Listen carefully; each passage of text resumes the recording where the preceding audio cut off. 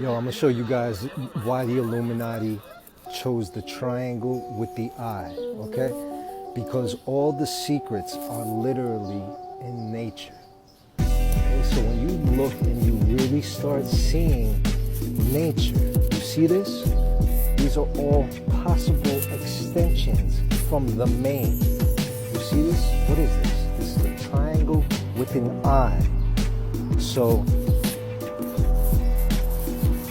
really what they're doing is they're working with higher knowledge, because everything is geometry in this space-time dimension, okay?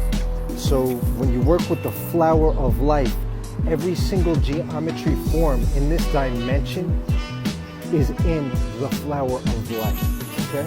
So what you got to understand is that not everything is bad. What you got to understand is that all you need is more information, because you don't understand what the symbolism which is in front of you.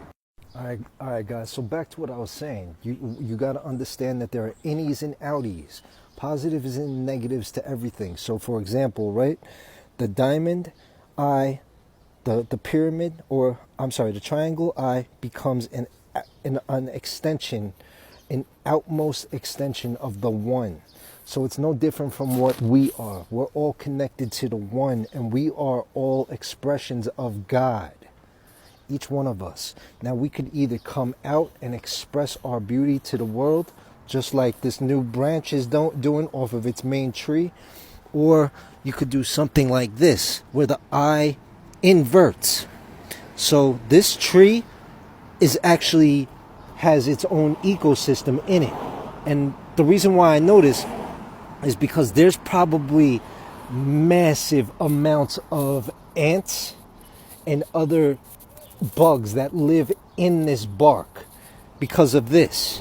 So this is like the inner verse, and this guy is going to the outer verse. All right, so that's the secret.